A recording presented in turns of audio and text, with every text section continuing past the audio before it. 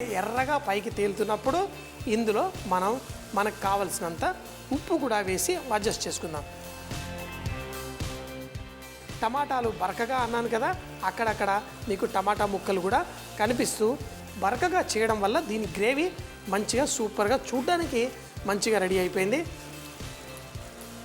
ఆహా, మనకి కావలసినంత పులుపు వచ్చేసింది. కానీ దీంట్లో ఈ చేప ముక్కలు వేస్తేనే కదా నిజమైన టేస్ట్ వచ్చేది.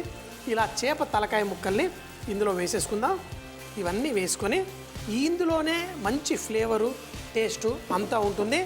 ఈ ముక్కలు వేసి తగినన్ని నీళ్లు పోసుకొని ఈ చేప ముక్కలన్నీ ఆ గ్రేవీలో చక్కగా మునిగేట్టు వేసేసుకొని దీన్ని మరో 5-6 నిమిషాల పాటు స్లో మంటలో కుక్ చేసుకుందాం. చూసారా, దీనిపైన మూత పెట్టి ఇప్పుడు ఈ చేప ముక్కలు కుక్ అయ్యి దాంట్లో నుంచి మంచి గ్రేవీ అంతా మంచిగా ట్రాన్స్ఫర్ అయ్యి జ్యూసెస్ అంతా బయటకు వచ్చి కలిసేదాకా మనం కుక్ చేసుకోవాలి.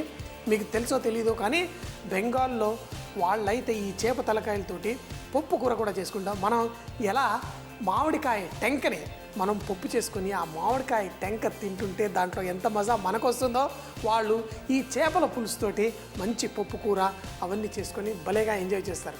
ఒక్కొక్క రుచి అలవాటుతోటి పెరుగుతుంది. తినగ తినగ వేమ తీయనుండు అంటారు. కానీ ఇది ఆల్రెడీ తీపి మన నాలుగుకి తెలీదు. ఒకరోజు చేప తలకాయలతోటి కూడా పప్పు కూర చేస్తాను, భలే టేస్టీగా ఉంటుంది. మరి చేపల్లో ఎన్నో రకాల చేపలు ఉంటాయి. మీరు కేరళ వెళ్తే వాళ్ళకి ఒక రకమైన చేపలు ఇష్టం, మనం బెంగాల్కి వెళ్తే వాళ్ళకి ఒక రకమైన చేప ఇష్టం. అక్కడ దొరికే చేపలే కాకుండా చేసే వంటల్లో ఒక్కొక్కరికి ఒక రకమైన చేప ఇష్టం. అంతేకాకుండా కొంతమంది లోకల్గా దొరికే చేపలతోటి ఎక్కువగా రుచిగా చేసుకుంటూ ఉంటారు. కొంతమంది అయితే మార్కెట్లో వెళ్ళి కొన్నప్పుడు చేప బతికే ఉండాలి అలాంటి చేపతోటే, అంటే కొర్రమీన ఇలాంటి చేపలు ఏవైతే మార్కెట్లో బతుకున్నవే వాళ్ళ ముందు కట్ చేసి తెచ్చుకుంటారు. కొంతమంది థాయిలాండ్లో అక్కడ వెళ్తే వాళ్ళు చేప ఇలా కూరల్లో వేసేటప్పుడు ఆ ముక్క కూడా ఇలా కదులుతూ ఉండాలి, అంటే అప్పటికప్పుడు కట్ చేసి. అందుకే మీరు చైనీస్ రెస్టారెంట్స్ మన దేశంలో ఎక్కువగా నేను చూడలేదు, కానీ దేశ విదేశాల్లో చైనీస్ రెస్టారెంట్కి వెళ్తే వాళ్ళ దగ్గర పెద్ద ఎక్వేరియం లాగా బతుకున్న చేపలు ఉంటాయి. మీకు కావలసిన చేప అడిగితే వాళ్ళు తీసి మీకోసం చేసి వండుతారు. ఆ కథలన్నీ. కానీ మన చేపల పులుసు ఎంతవరకు వచ్చింది, ఇంకా చాలా టైం పట్టేటుంది. మరి ఒక 4-5 నిమిషాల తర్వాత ఇది ఎలా ఉంటుందో చూద్దాం. కుక్ చేసుకున్న తర్వాత ఇప్పుడు దీంట్లో సువాసన అంతా పర్ఫెక్ట్గా వచ్చేసింది. కానీ మనం లాస్ట్లో కొత్తిమీర వేసుకోక తప్పదు. ఈ కొత్తిమీర కొన్ని కూరల్లో, ముఖ్యంగా మాంసాహారాల్లో మనం లాస్ట్లో కొంచెం వేసి దాంతోపాటు కుక్ చేసుకున్నప్పుడు మంచి ఫ్లేవర్ వస్తుంది. నేను చేసిన ఈ చేపల పులుసు, అది కూడా చేప తలకాయతో చేసిన ఈ పులుసు పర్ఫెక్ట్గా రెడీ అయిపోయింది. కొంచెం ఉప్పు పడాలి. ఆ కొంచెం ఉప్పు కనుక మనం ఇందులో వేసేసుకుంటే మనకి పర్ఫెక్ట్. అలాగే దీంట్లో కొంచెం అంత ఘాటుతనం ఇవ్వడం కోసం కొంచెం అంత గరం మసాలా వేసేసి మూత పెట్టి స్టవ్ మనం కట్టేద్దాం. ఏంటంటే చేపల పులుసు మీకు ఎన్నోసార్లు చెప్పాను, ఎటువంటి పులుసు అయినా కానీ చేసిన వెంటనే తినడం కంటే 1 గంట ఆగి తింటే చాలా టేస్టీగా ఉంటుంది. ఎందుకంటే ముఖ్యంగా ఈ చేపల పులుసు ఇవన్నీ ఆ పులుపు అనేది చక్కగా ఆ ముక్కలన్నీ పీల్చుకోవాలి.